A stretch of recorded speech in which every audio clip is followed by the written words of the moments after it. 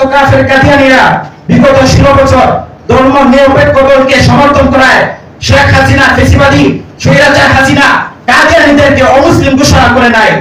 আমরাও ডক্টর ইউনূস সাহেবকে বলতে চাই, যদি আপনি কুখ্যাত কাফের কাদিয়ানীদেরকে অমুসলিম ঘোষণা না করেন তাহলে আপনিও দেশ ছেড়ে পালাতে বাধ্য হবেন, ঠিক কিনা বলুন?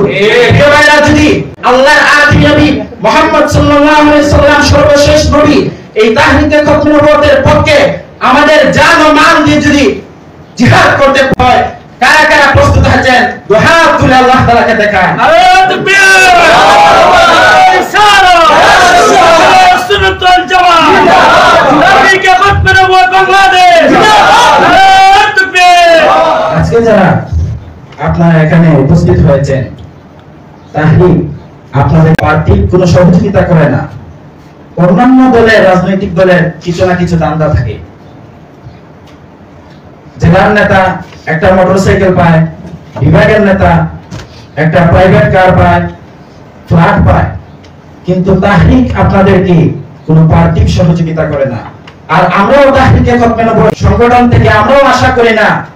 যদি আমরা আশা করতাম কিছু পাওয়ার, কিছু দান্দা যদি করতাম, তাহলে তাহরিকে খতম নবুয়ত সংগঠন ছেড়ে আমরা অন্যান্য রাজনৈতিক দলের জন্য আমরা কাজ করতাম, ঠিক কিনা বলুন? মহান আল্লাহ তাআলা বলেছেন, মা কানা মুহাম্মাদুন আবা আহাদিন মিন রিজালিকুম ওয়ালাকিন রাসূলুল্লাহি ওয়া খাতামান নাবিয়্যিন ওয়া কানা আল্লাহু বিকুল্লি শাইইন আলিমা। মুহাম্মদ সাল্লাল্লাহু আলাইহি ওয়াসাল্লাম তোমাদের মধ্যকার প্রাপ্তবয়স্ক পুরুষদের পিতা নন, ওয়ালাকিন রাসূলুল্লাহ, তিনি হচ্ছেন আল্লাহর রাসূল, ওয়া খাতামান নাবিয়্যিন, এবং সর্বশেষ নবী।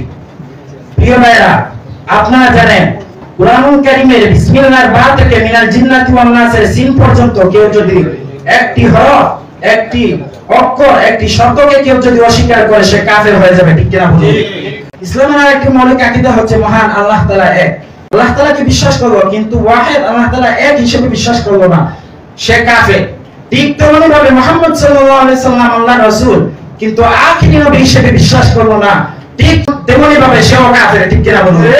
প্রিয় ভাইরা, বাংলাদেশের স্বাধীনতার পর থেকে খতম নবুয়তের পক্ষে কুখ্যাত কাফের কাদিয়ানীদের বিরুদ্ধে কাজ করে যাচ্ছে এদেশে উলামায়ে কেরাম এবং 14 কোটি মুসলমানদের দাবি। বিশেষ করে 22 বছর যাবত তাহরিকে খতম নবুয়তের ব্যানারে আল্লামা ডক্টর মুফতি সৈয়দ মোহাম্মদ এনায়েতুল্লাহ আব্বাসী হুজুরের নেতৃত্বে কাজ করে যাচ্ছে তাহরিকে খতম নবুয়ত। কুখ্যাত কাফের কাদিয়ানীদেরকে কাফের ঘোষণা করা। আমরা দেখে এসেছি কুখ্যাত কাফের কাদিয়ানীরা বিগত 16 বছর ধর্ম নিরপেক্ষ দলকে সমর্থন করায় শেখ হাসিনা ফেসিবাদী স্বৈরাচার হাসিনা কাদিয়ানীদেরকে অমুসলিম ঘোষণা করে নাই।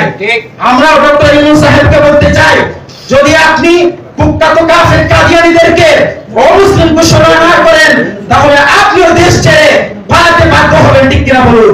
প্রিয় ভাইরা, যদি তাহরিকে খতম নবুয়ত আল্লাহর আদি নবী মুহাম্মদ সাল্লাল্লাহু আলাইহি সাল্লাম সর্বশেষ নবী এই তাহরিকে খতম নবুয়তের পক্ষে আমাদের জান ও মান দিয়ে যদি জিহাদ করতে হয়, কারা কারা প্রস্তুত আছেন? দুই হাত তুলে আল্লাহ তাআলাকে দেখান। নারে তাকবীর।